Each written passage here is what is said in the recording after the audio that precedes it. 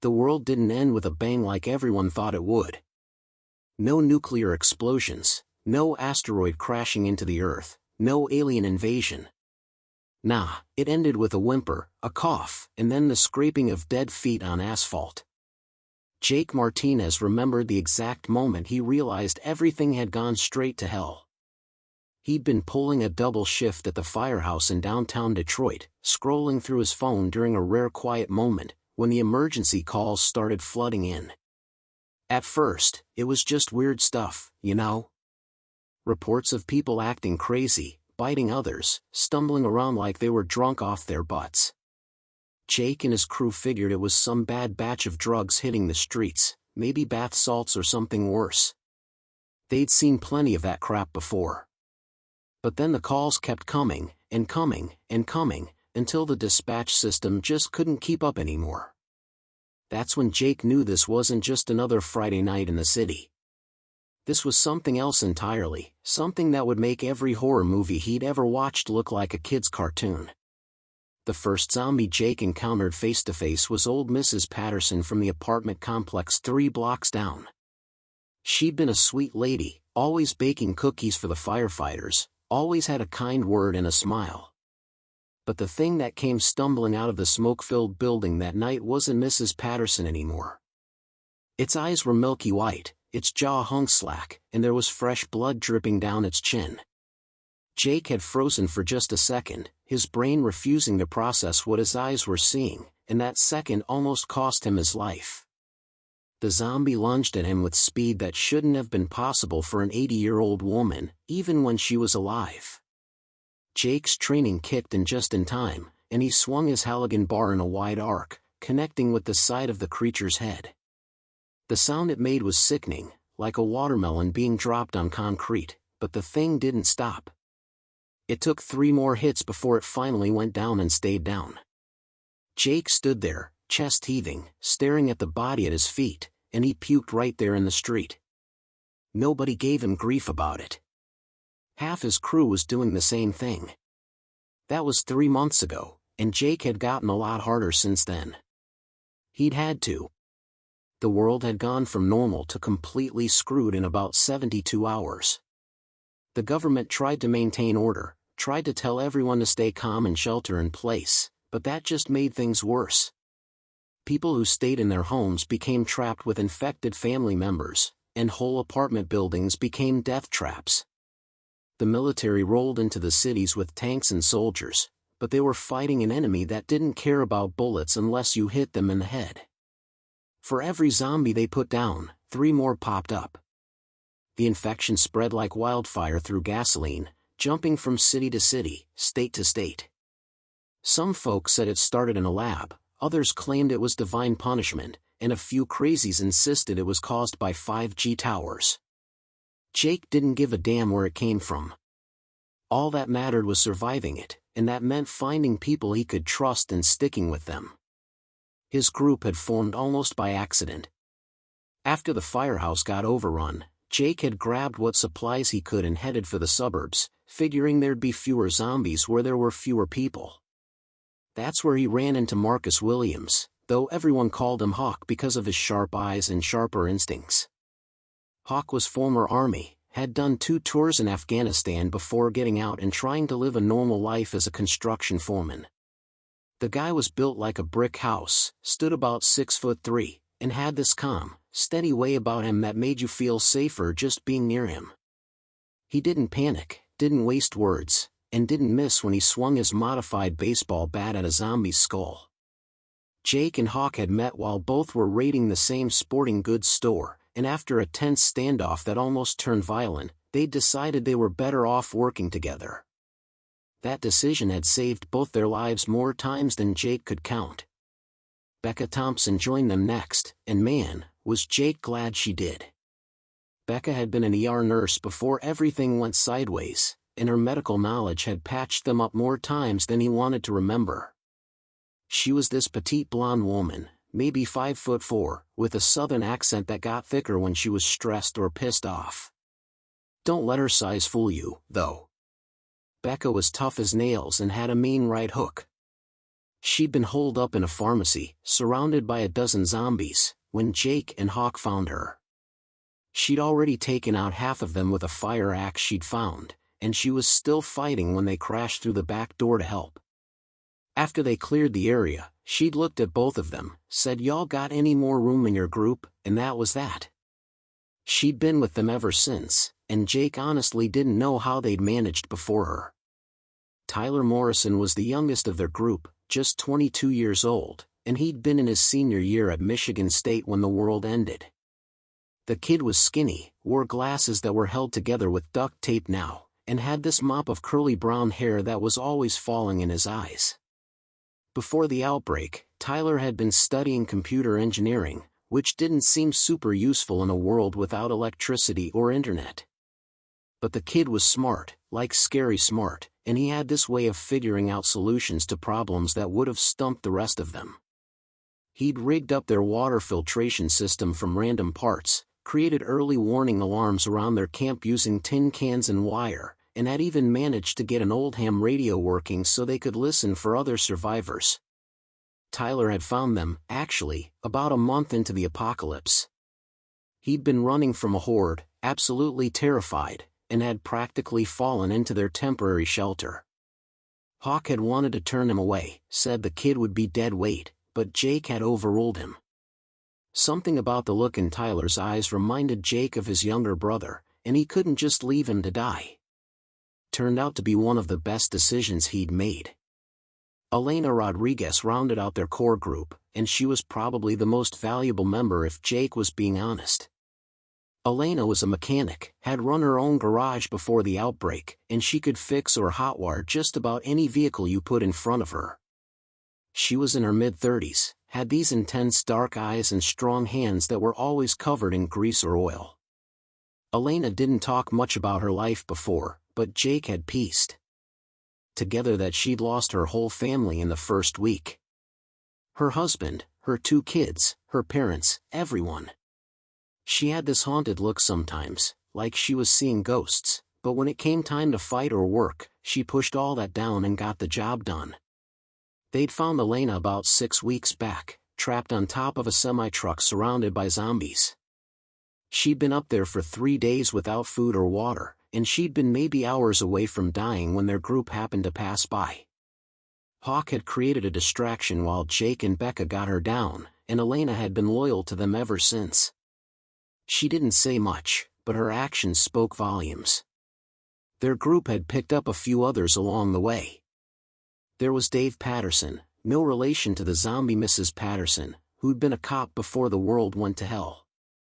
Dave was in his late 40s, had a beer gut and a receding hairline, but he knew Detroit like the back of his hand and could navigate the city streets even with all the abandoned cars and debris.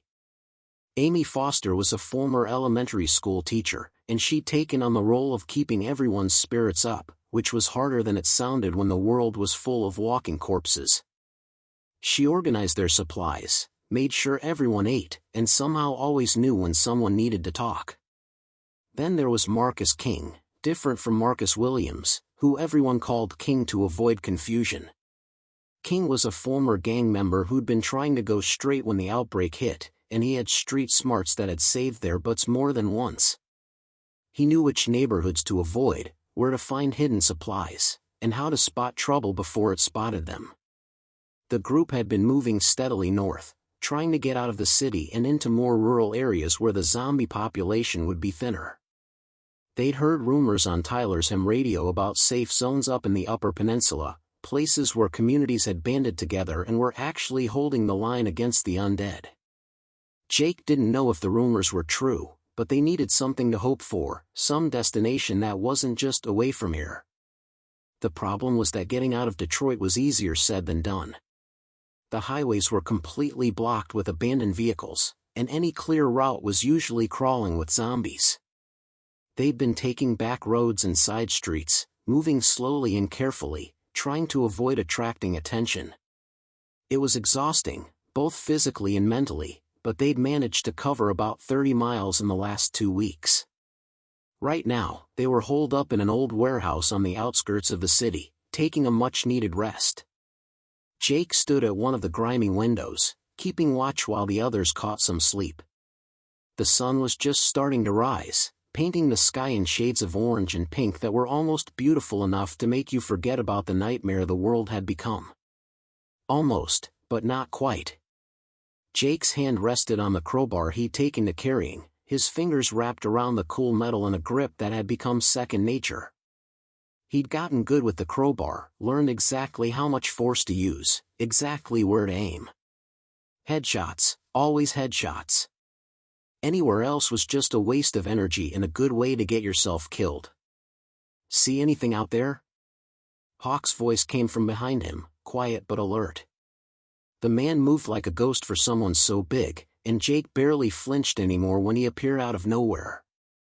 Nah, it's clear for now, Jake replied, not taking his eyes off the street below. Saw a couple of stragglers about an hour ago, but they moved on. I think we're good. Hawk moved up beside him, his own weapon, a machete he'd found in a hunting store, hanging from his belt. We should move out soon. Don't want to stay in one place too long. Yeah, I know, Jake said, rubbing his tired eyes. Just wanted to let everyone get a few more hours of sleep. We've been pushing pretty hard. Hard's what keeps us alive, Hawk said, but there wasn't any criticism in his tone. But you're right. Tired people make mistakes, and mistakes get you dead. They stood in comfortable silence for a moment, watching the sun continue its climb. It was weird, Jake thought, how you could find moments of peace even in the middle of an apocalypse. How you could still appreciate a sunrise, still feel grateful for another day, even when that day would probably involve running from or fighting zombies. You really think there's something up north? Jake asked, voicing the question that had been nagging at him for days. Or are we just chasing fairy tales? Hawk was quiet for a long moment, considering. Don't know for sure, he finally said. But I know staying here is a death sentence. At least heading north gives us a chance, gives us something to aim for. That's gotta count for something.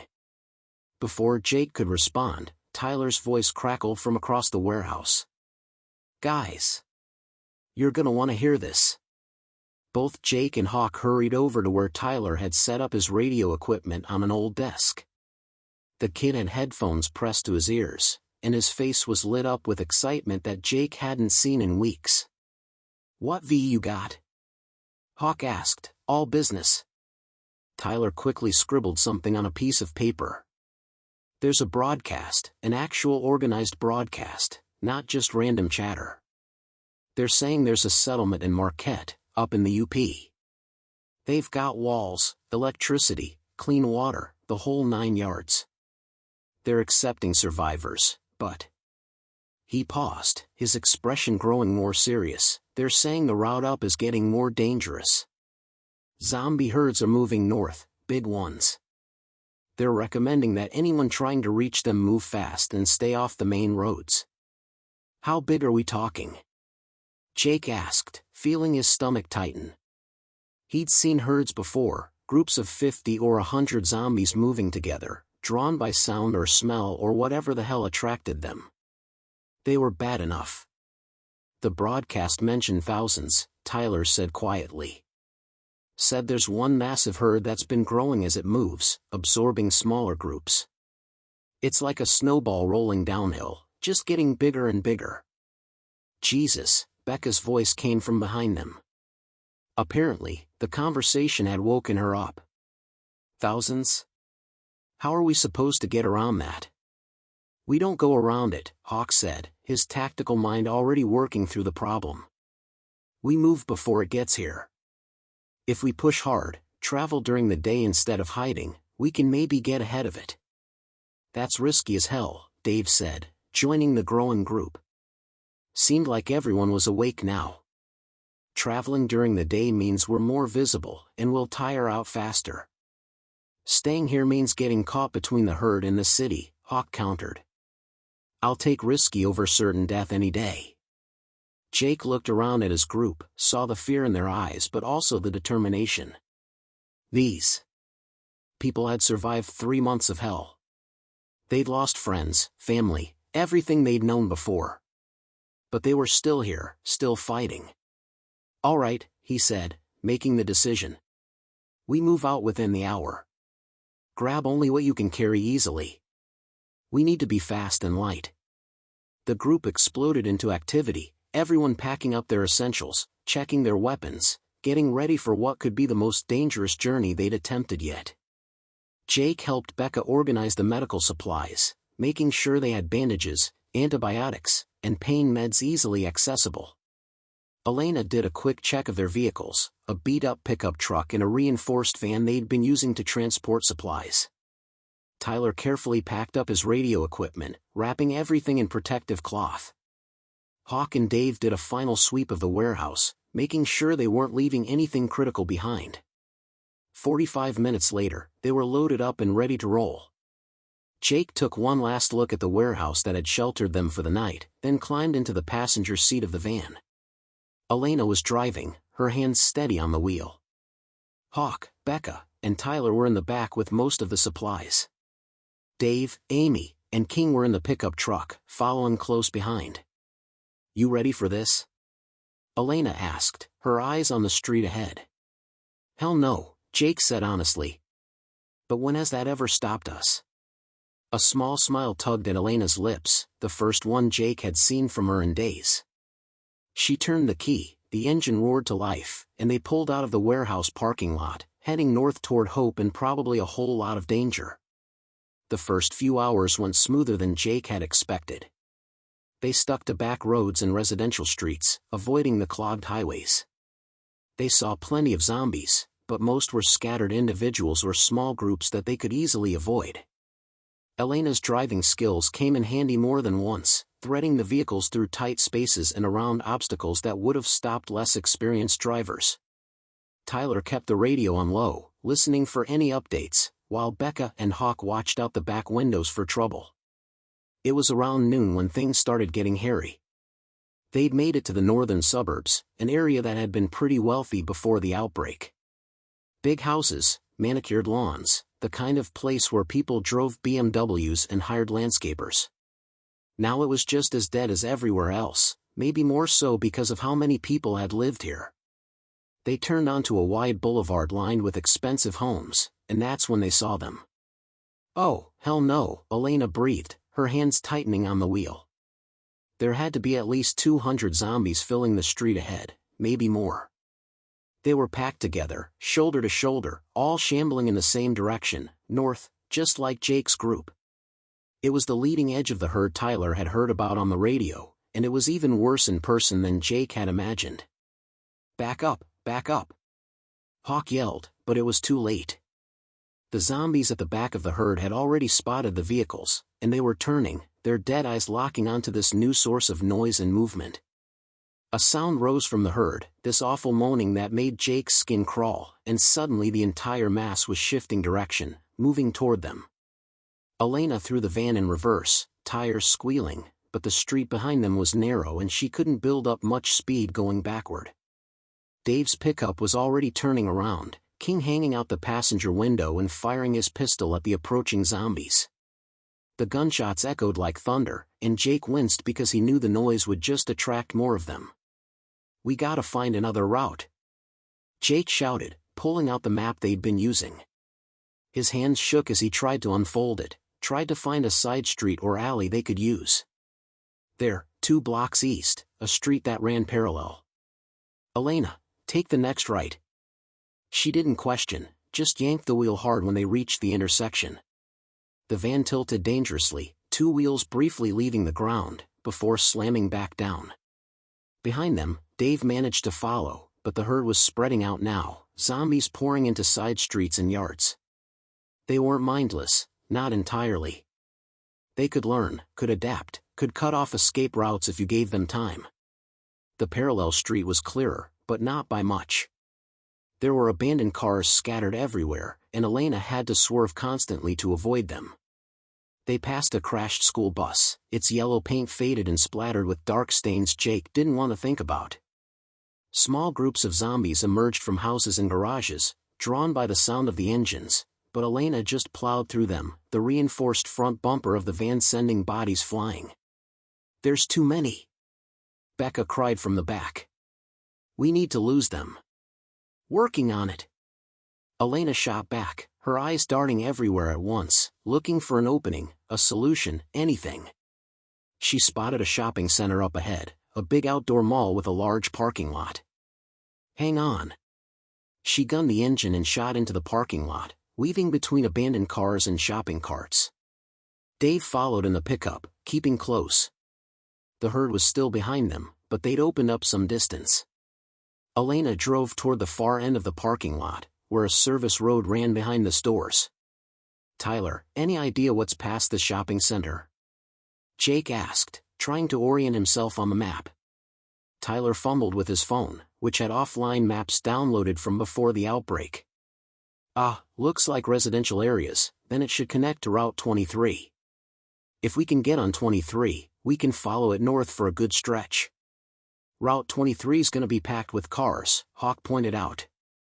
Maybe not this far out from the city, Tyler said hopefully. Worth a shot, right?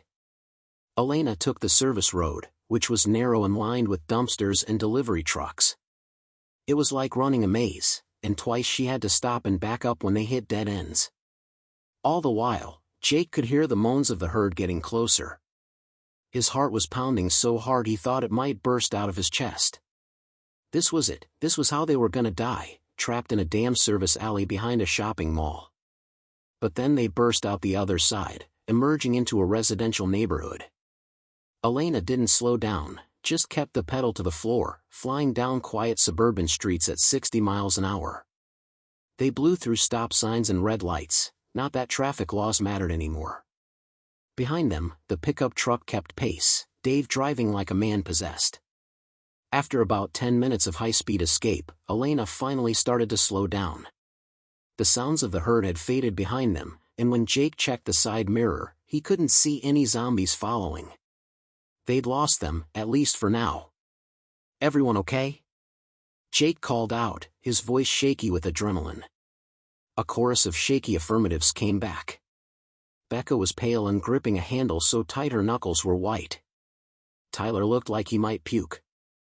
Hawk was the only one who seemed relatively calm, but even he was breathing a little harder than normal. Elena pulled over in front of a quiet house with a collapsed fence, and Dave parked the pickup right behind them. For a long moment, nobody moved. They just sat there, coming down from the rush, grateful to be alive. Finally, Jake opened his door and stepped out on wobbly legs. The others followed, and they gathered between the two vehicles. Amy was crying quietly, and King had his hands on his knees, head down, trying to catch his breath. That was too close, Dave said, stating the obvious. Way too close. The herd's moving faster than we thought, Hawk said, always analyzing. If that was just the leading edge, the main body's gotta be massive. And it's heading north, same as us. So what do we do? Amy asked, wiping her eyes. We can't outrun it if it keeps moving this fast. Jake looked at his group, saw the fear and exhaustion, but also the stubborn will to survive. We keep going, he said firmly. But smarter. We'll travel parallel to our main route, stay off the major roads. Use side streets and neighborhoods where we can spread out if we need to run. We'll move in shorter bursts, check the route ahead before committing. It'll be slower, but safer. And if we run into another herd? King asked. Then we do what we just did, Jake said. We adapt. We survive. That's all we can do. Nobody argued. They'd all chosen Jake as their leader not because he always had the right answers, but because he never gave up, never stopped trying. That attitude had kept them alive this long, and they had to trust it would keep working. They took a quick break, hydrating and eating some of their rations. Becca checked everyone for injuries and found mostly just bruises and scrapes. Tyler got his radio set up and tried to listen for more broadcasts, but there was just static. Whatever station had been broadcasting earlier had either gone silent or was out of range. After about 30 minutes, they loaded back up and continued north. They moved more cautiously now, with Dave scouting ahead in the pickup while the van hung back, ready to reverse if needed. It was slow going, and frustrating, but it kept them out of trouble. They saw plenty of zombies, but by being careful and quiet, they managed to avoid attracting attention. As the sun started to sink toward the horizon, Jake began to worry about finding shelter for the night. Traveling in the dark was suicide. You couldn't see the zombies until they were right on top of you, and it was too easy to drive into an ambush. They needed somewhere secure, somewhere they could rest and regroup. Tyler spotted it first, pointing to a large building in the distance. "Is that a school?" Jake squinted, pulling out binoculars they'd scavenged. Sure enough, it was a high school, big and blocky, surrounded by a chain-link fence. The fence had held up pretty well from what he could see, and the building had lots of windows for visibility. "Good work," he said. "Elena, take us closer, but slow." They approached the school carefully, watching for signs of zombies or other survivors. The parking lot was full of cars, which made sense. People probably came here seeking shelter when things went bad. The main gates were closed but not locked, and Elena was able to push them open with the van's bumper. "Hawk, Dave, you're with me," Jake said. "We'll clear the building. Everyone else stays with the vehicles, engines running, ready to bail if this goes south." The three men grabbed their weapons and approached the school's main entrance. The doors were glass, and Jake could see into the dim hallway beyond. No movement, no zombies visible, but that didn't mean they weren't there. Dave tried the door and found it unlocked. Bad sign. Unlocked usually meant someone had opened it and then never closed it again. They entered slowly, weapons ready. The hallway was typical high school stuff: lockers, faded posters about school spirit and upcoming events that would never happen, a trophy case full of awards for football and basketball. There was also blood on the floor, lots of it, and signs of a struggle. Lockers were dented and torn open, papers scattered everywhere, a few bodies in various states of decay. "Stay tight," Hawk whispered. "Watch the classrooms." They moved through the school methodically, checking every room, every closet, every possible hiding spot. They found more bodies, both zombie and human, evidence that this place had seen serious fighting. But all the zombies they found were properly dead, heads destroyed. Someone had cleared this place, and recently from the look of it. They were checking the second floor when they heard it, voices. Human voices, coming from somewhere up ahead. Jake held up a fist, and all three men froze, listening. The voices were muffled, but definitely human. Could be other survivors, could be trouble. In the apocalypse, those two things weren't always different. "Hello?" Jake called out, keeping his crowbar ready. "We're not looking for trouble. Just need a place to stay for the night." The voices stopped immediately, and for a long moment, there was only tense silence. Then a door opened down the hall, and a man stepped out. He was maybe 60 years old, with gray hair and a weathered face, holding a shotgun that was pointed right at Jake's chest. "Who the hell are you?" the man demanded. "I'm Jake Martinez. These are my friends, Hawk and Dave. We've got a group of survivors, 9 total. We're heading north, trying to reach the safe zone in Marquette. Saw your school and thought it might be a good place to rest. We don't want any trouble." The old man studied them carefully, his finger resting on the trigger guard but not the trigger itself. Good sign, meant he had discipline, military or law enforcement background maybe. After a moment, he lowered the gun slightly. "Name's Robert Thompson. Got about 15 people here, families mostly. We've been holding this school for about a month now." "You've done a good job clearing it," Hawk observed, his own weapon lowered but still ready. "Had to," Robert said. "Lost a lot of good people in the process. This herd that's coming through has us worried. We've been trying to decide whether to stay or run." "How'd you know about the herd?" Jake asked. "Got a radio operator, heard the same broadcast you probably did. Also, we can see them from the roof.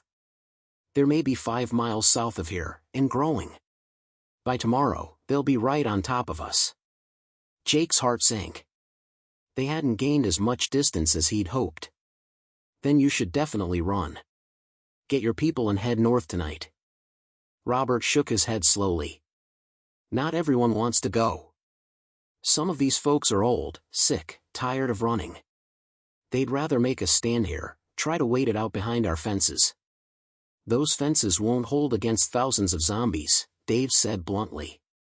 No offense, but this place'll become a tomb. I know that, and you know that, but try telling it to people who've lost everything and just want to stay in one place, Robert said with frustration in his voice. I've been trying to convince them all day. An idea formed in Jake's mind. What if we helped you? My group, we've gotten pretty good at moving fast and quiet. We could help evacuate your people, get them to safety. Robert looked surprised. Why would you do that? You don't know us. Because it's the right thing to do, Jake said simply. And because we're all in this together. The more of us that survive, the better chance humanity has. For the first time, Robert smiled.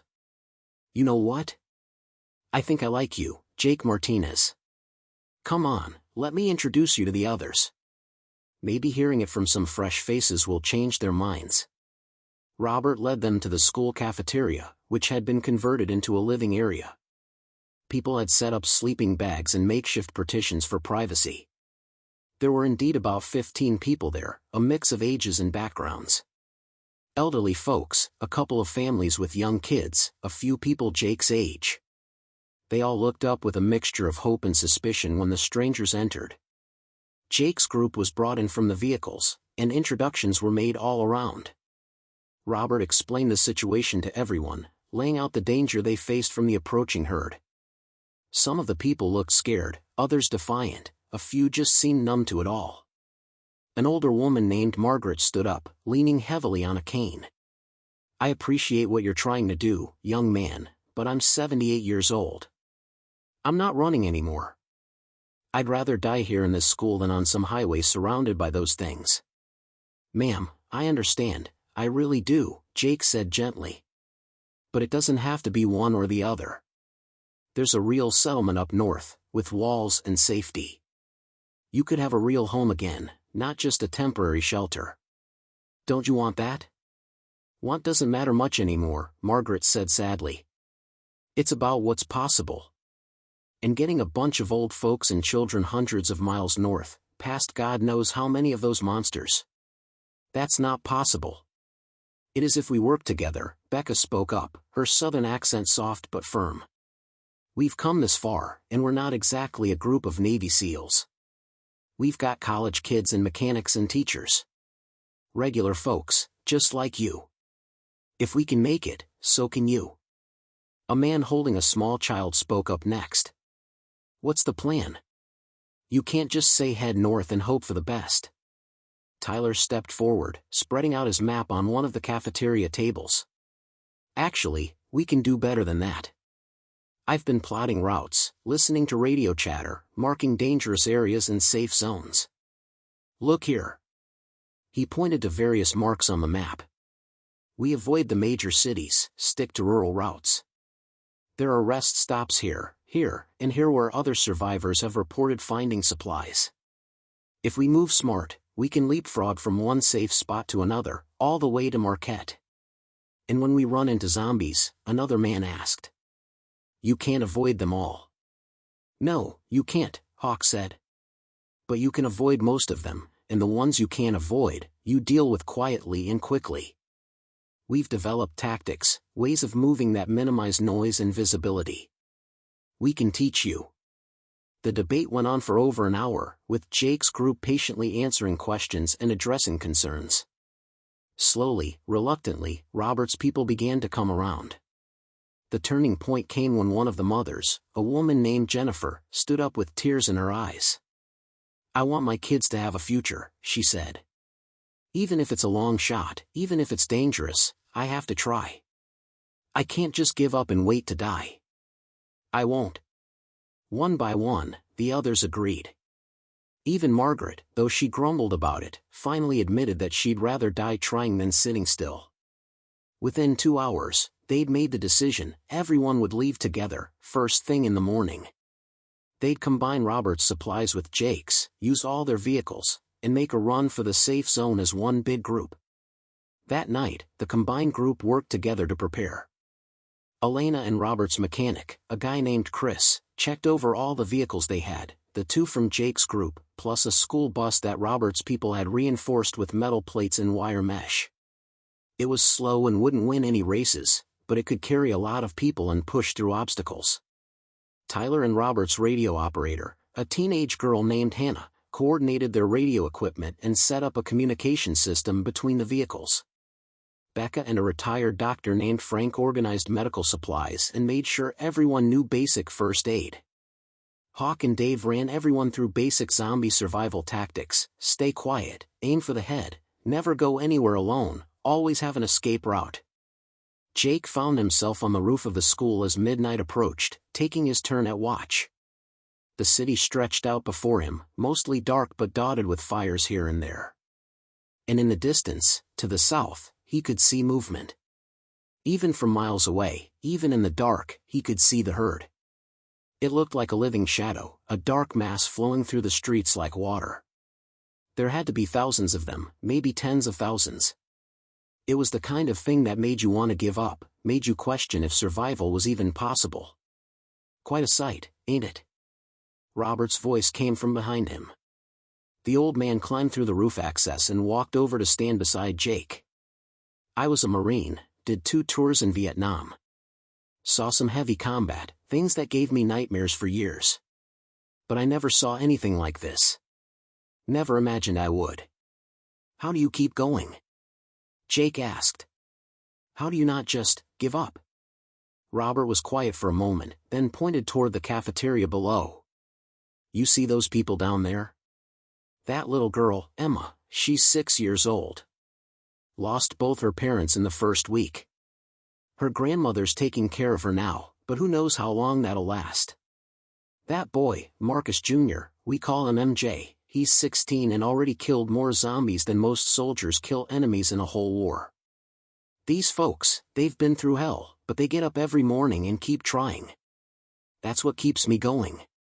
Knowing that if I give up, I'm not just letting myself down, I'm letting them down. And I can't do that. Jake nodded slowly. We're gonna get them out of here. All of them. I don't care how dangerous it is, we're gonna make it to that safe zone. I believe you, Robert said. And I'm glad you showed up when you did. I don't think we could have done this without you. Yeah, you could have, Jake said. You'd have figured it out. Humans are good at surviving. We're stubborn like that. Robert laughed, a sound that seemed strange and out of place in the apocalypse but was welcome all the same. They stood together in comfortable silence, watching the distant herd, mentally preparing for the challenge ahead.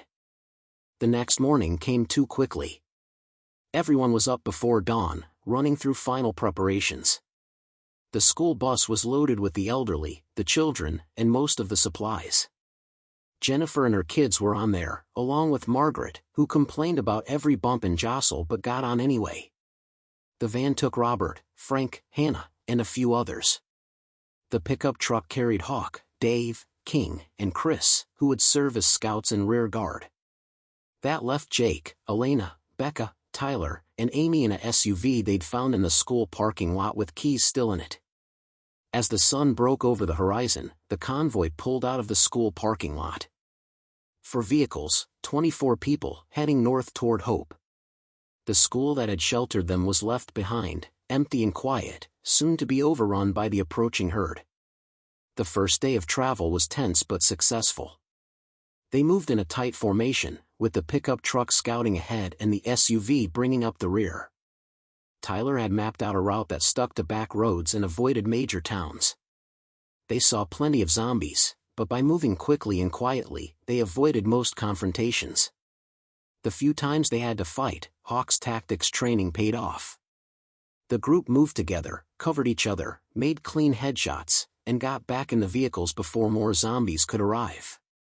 They covered almost 60 miles that first day, finally stopping at an old farm that Robert knew about. It had a barn and a farmhouse surrounded by fields, good visibility in all directions. They posted guards, made a quick meal from their rations, and tried to get some sleep. The herd was still behind them, but they'd gained some distance. The second day was harder.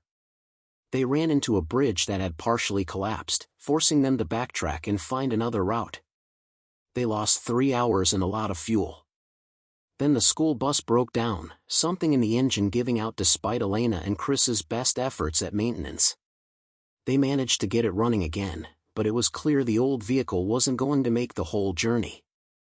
That night, they stopped at an abandoned truck stop.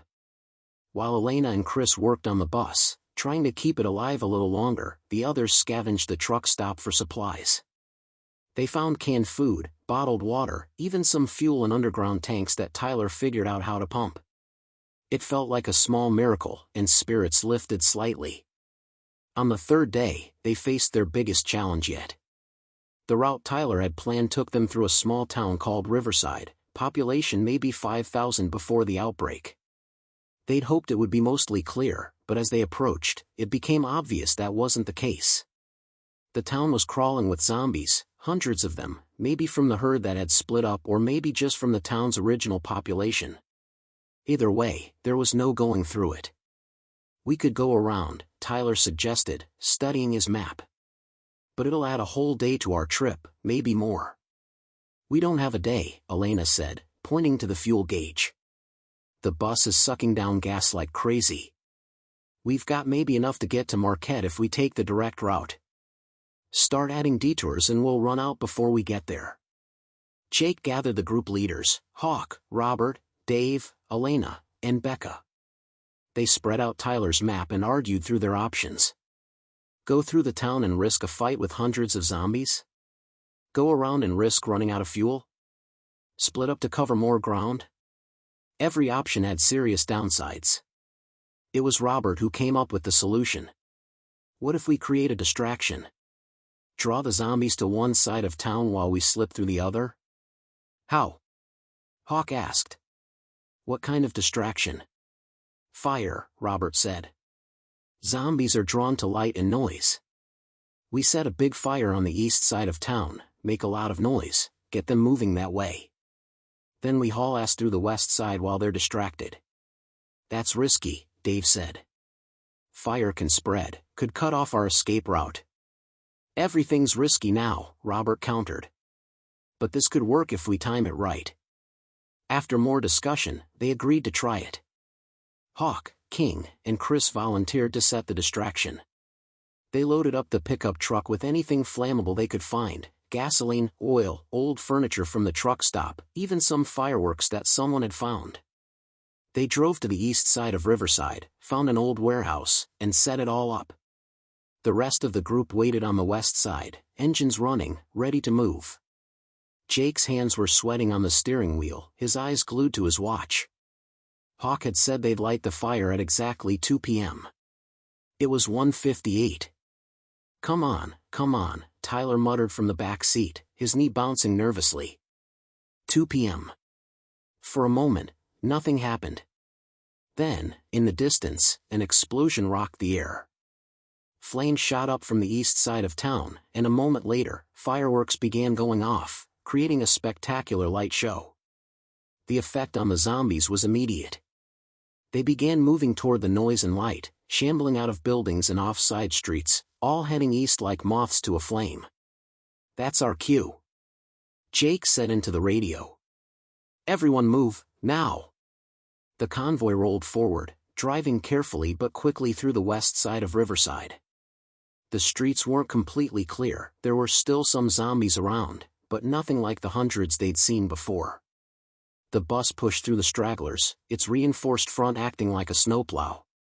The van and SUV followed close behind. They were halfway through town when Jake spotted movement in his rearview mirror. The pickup truck was coming up fast behind them, and Jake could see flames in the distance getting bigger. "Hawk, you guys okay?" "Peachy." Hawk's voice crackled over the radio. "But we might have made the fire a little too effective. Half the town's going up. Floor it." Elena didn't need to be told twice. She pushed the SUV faster, racing through intersections and around abandoned cars. The bus was struggling to keep up, its old engine wheezing, but Chris was driving like a maniac and somehow keeping it moving. They burst out the north side of Riverside with flames visible behind them, a wall of fire consuming the town. It would burn for days, maybe weeks, but it had served its purpose. They'd made it through with 0 casualties. Everyone sound off. Jake called into the radio. One by one, each vehicle reported in. Everyone was accounted for, everyone was okay. Against all odds, the plan had worked. They drove for another 2 hours, putting as much distance between themselves and the burning town as possible, before finally stopping to rest. Everyone was exhausted, running on adrenaline and willpower, but they were also closer than ever to their goal. According to Tyler's calculations, they were maybe a day and a half from Marquette, from safety, from the chance to stop running and start rebuilding. That evening, as they camped in a clearing off the highway, Jake noticed something different about the group. People were smiling, laughing even. The kids were playing a game with rocks and sticks. Margaret was telling stories about her youth to anyone who would listen. Even Hawk cracked a joke, which was a rare enough occurrence that everyone stopped to stare at him. "We're gonna make it," Becca said, sitting down next to Jake. "I actually think we're gonna make it." "Don't jinx it," Jake said, but he was smiling too. "We've still got a ways to go." "I know. But for the first time since this all started, I actually have hope. Real hope, not just stubborn refusal to die. You gave us that, Jake. You and this crazy plan." Jake shook his head. "Wasn't just me. It was all of us. Every person here played a part." "True," Becca agreed. "But you're the one who kept us together, who made us believe it was possible. That matters." Before Jake could respond, Tyler came running up, his radio in hand and a huge grin on his face. "I just picked up the Marquette broadcast again. We're close enough now that the signal's clear. They're expecting us. Hannah told them we were coming, and they're sending a team out to meet us tomorrow, escort us the last stretch." The news spread through the camp like wildfire, and suddenly everyone was celebrating. People were hugging, crying happy tears, thanking God or fate or just pure luck. They'd been through hell, lost people they loved, seen things no one should have to see. But they'd survived. Against impossible odds, they'd survived. The next day's travel felt almost anticlimactic compared to everything they'd been through. The landscape changed as they moved north, becoming more forested and less developed.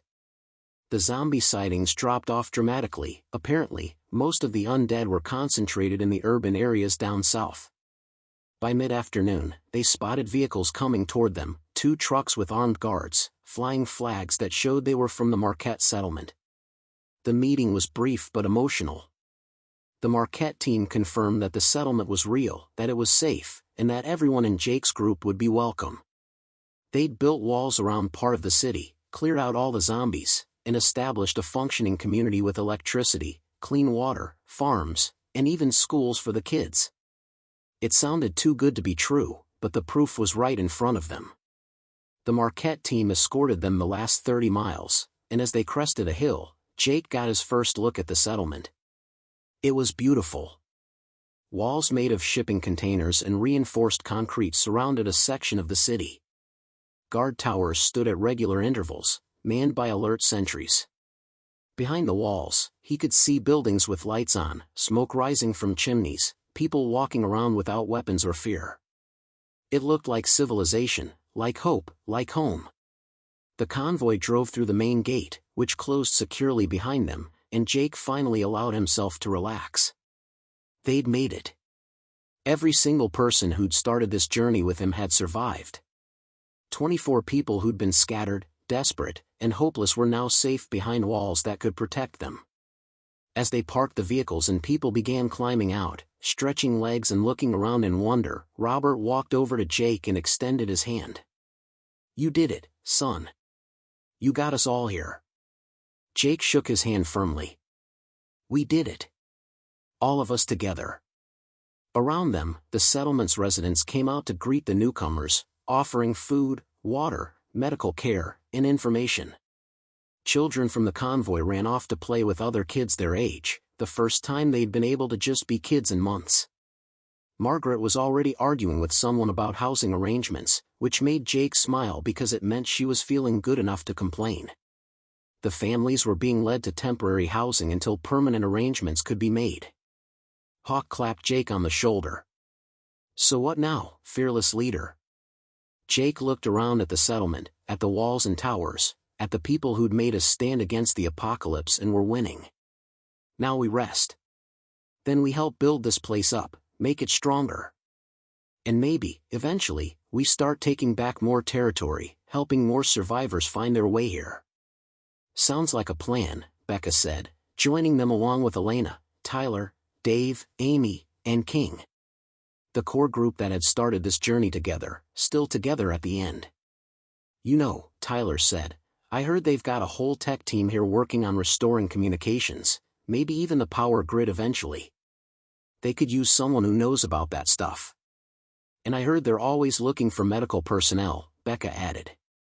"Might actually get to use my nursing skills for healing instead of just patching up zombie bites." "They've got a motor pool that needs mechanics," Elena said quietly. "Could be nice to work on cars that aren't about to fall apart." One by one, his people were already thinking about the future, about building instead of just surviving. That's when Jake knew for sure that they'd really made it, that the worst was behind them. The world hadn't ended after all. It had changed, become darker and more dangerous than anyone could have imagined. Humanity had been pushed to the brink, had faced extinction at the hands of the walking dead. But here, in this settlement, people had found strength amid the chaos. They'd learned to fight, to adapt, to work together for common survival. They'd become stronger, harder, but also more appreciative of every day they got to live. The rise of the undead world had brought out the worst in some people, Jake had seen that firsthand. But it had also brought out the best in others. People like Hawk, who'd used his military training to protect instead of dominate. Like Becca, who'd risked her life repeatedly to heal others. Like Tyler, who'd contributed his skills and never stopped believing they could make it. Like Elena, who'd survived devastating loss and still found the strength to help strangers. Like Robert and his people, who'd welcomed strangers and trusted them with their lives. As the sun set on their first evening in the Marquette settlement, Jake stood on one of the walls, looking out at the darkening forest beyond. Somewhere out there, the undead still roamed. The world was still dangerous, still broken. But inside these walls, humanity was fighting back, rebuilding, refusing to go quietly into the night. A young guard approached him, maybe 19 years old, carrying a rifle confidently. "Sir? They're serving dinner in the mess hall if you're hungry. You should eat, get some rest. You've earned it." Jake smiled at the kid. "I'll be there in a minute. Just wanted to take it all in, you know?" The guard nodded. "I get it. I was part of a convoy that came in 2 months ago. Felt the same way. Like I could finally breathe again." He paused, then added, "Thank you, by the way. For bringing all those people in safe. Not many folks would have risked it, especially for strangers." "We're all in this together," Jake said, the words feeling truer than ever. "That's the only way we're gonna survive this." The guard smiled and headed back to his post, leaving Jake alone with his thoughts. In the distance, he could hear laughter from the mess hall, the sound of people enjoying a hot meal and good company. His people, safe and sound. Jake took one last look at the wilderness beyond the walls, silently acknowledging the journey that had brought him here and the challenges that still lay ahead. Then he turned and headed toward the warm lights and welcoming voices of the settlement. The apocalypse had taught humanity a hard lesson about mortality, vulnerability, and the thin line between civilization and chaos. But it had also revealed something just as important, that humans, when pushed to their limits, could find reserves of courage, compassion, and strength they never knew they possessed. The rise of the undead world had begun with death and destruction, but it would be remembered for how the survivors found hope in the darkness, how they built communities from ruins, and how they refused to let the end of the old world mean the end of humanity itself. Jake Martinez and his group were just one small part of that larger story, but their journey from the chaos of Detroit to the safety of Marquette embodied everything that made humanity worth saving: resilience, cooperation, sacrifice, and the stubborn refusal to give up even when giving up seemed like the only logical choice. As Jake entered the mess hall and was immediately swept up in welcomes and introductions, as he saw kids laughing and adults planning for tomorrow instead of just trying to survive today, he realized that this was what they'd been fighting for all along. Not just survival, but the chance to live again, to build something better from the ashes of what was lost. The undead had risen and changed the world forever, but humanity had risen too, meeting the challenge with everything they had. And in places like this, in moments like these, it was clear that humanity wasn't finished yet.